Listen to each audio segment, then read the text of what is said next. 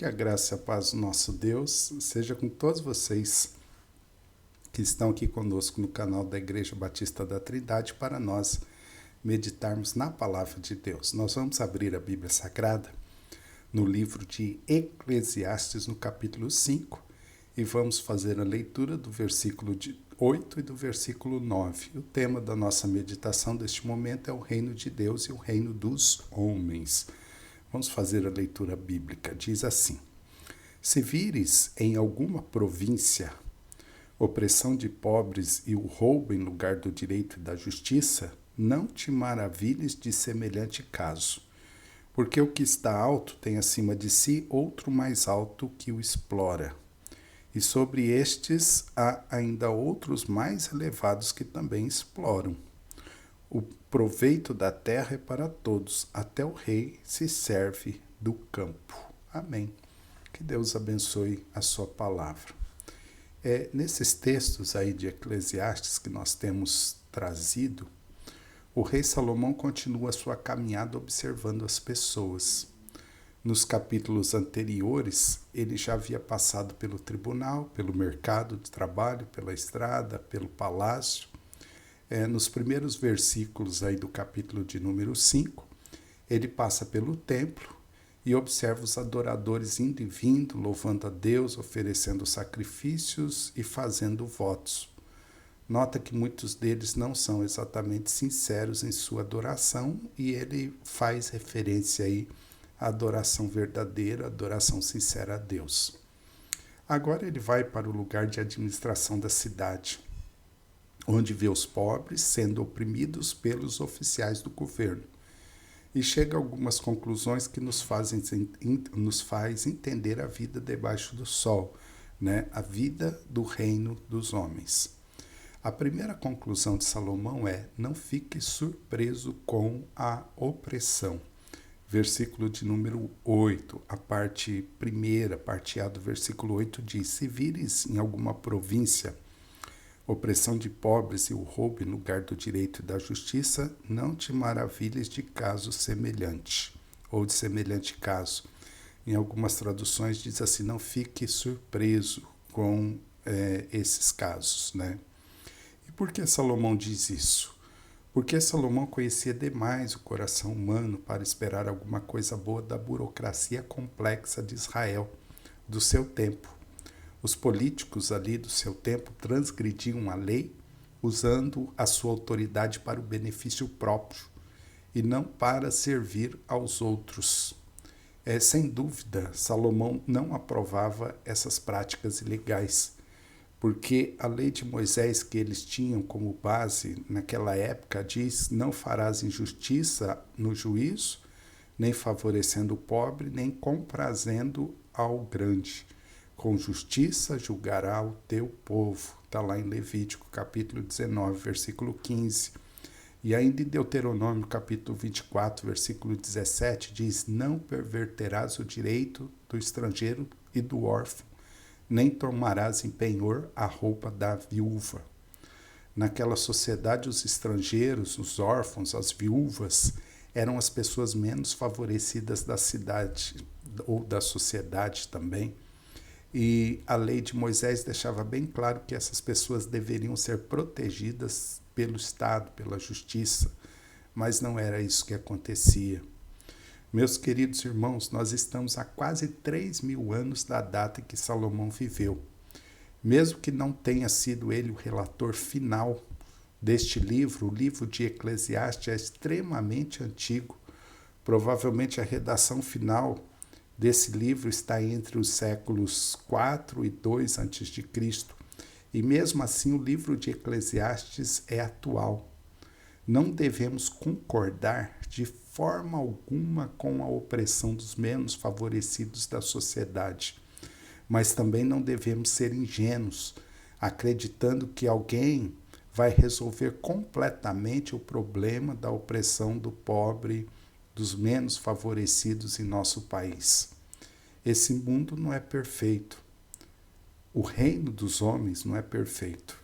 Foi manchado pelo pecado e só será perfeitamente justo quando Jesus Cristo voltar para estabelecer o seu reino, o reino de Deus de forma definitiva sobre a terra. A segunda conclusão de Salomão é: a burocracia opressiva é a causa das injustiças ao pobre. Versículo 8, a parte B, ele vai dizer o seguinte: porque o que está alto tem acima de si outro mais alto que o explora, e sobre estes ainda outros mais elevados que também exploram. Neste ponto, Salomão considera as frustrações da burocracia opressiva. Em vez do homem pobre receber aí uma audiência justa, o problema aí se perde, no meio da burocracia. Com suas intermináveis demoras e desculpas, a justiça se perde entre as teias aí hierárquicas, As várias autoridades ficam com o dinheiro que deveria ter ido para o pobre inocente. Meus irmãos, se nos dias de Salomão acontecia isso, imagine em nossos dias. Quanto mais burocracia, mais corrupção. É isso que está mostrando o texto. E nesse ponto aqui, Salomão não oferece nenhum remédio, porque é assim a natureza humana. Infelizmente, a natureza humana é assim. Nós observamos que quanto mais burocracia há no Estado, mais corrupção, mais roubo, mais desvio de dinheiro. A terceira conclusão de Salomão é que, apesar da corrupção na burocracia, ainda é melhor ter um governo organizado. E ele vai falar isso no versículo de número 9, que ele fala: o proveito da terra é para todos, até o rei se serve do campo. Esse versículo é um versículo difícil de tradução, mas a melhor tradução aí dos teólogos que estudam esse livro de Eclesiastes é que o governo organizado aqui, apesar da burocracia, não é o melhor dos mundos, mas sem ele a anarquia toma conta. Por isso que ele fala que o proveito da terra é para todos. Algumas pessoas desonestas podem sair ganhando com a corrupção, mas todos aqui, são beneficiados pela autoridade organizada, o rei e o povo, todo o povo da terra. Claro que o ideal seria ter um governo honesto e eficiente, mas ao se considerar a natureza do coração humano, a tentação do lucro desonesto vai estar sempre presente. Nós devemos desejar sempre que a nossa nação seja governada por alguém honesto e eficiente, que seja justo, que seja menos burocrático, que faça justiça aos menos favorecidos aí da sociedade. Mas nós também, irmãos, devemos ser realistas, porque a plenitude desse governo só será completa quando Cristo estabelecer o seu reino definitivamente aqui na terra. O reino dos homens é falho. O reino de Deus é um reino perfeito. Que Deus te ajude a não ser iludido por falsas promessas humanas, mas que você possa colocar a sua confiança naquele que é digno de toda confiança, porque é Deus. E essa pessoa é Jesus Cristo. Jesus Cristo é o nosso Salvador. Jesus Cristo é o nosso Rei. Um dia ele vai voltar para estabelecer o reino de Deus aqui na terra. E aí sim, haverá justiça plena, justiça do reino de Deus. Que Deus te abençoe, que Deus te ajude e que Deus te faça esperar cada vez mais em Cristo Jesus.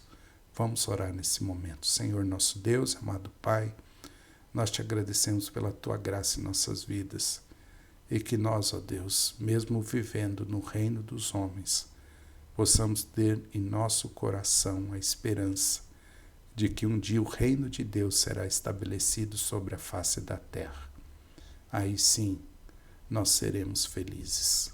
Obrigado, Senhor, pela tua graça em nossas vidas, pois em nome de Jesus, o nosso Salvador e o nosso Rei, que nós oramos e agradecemos.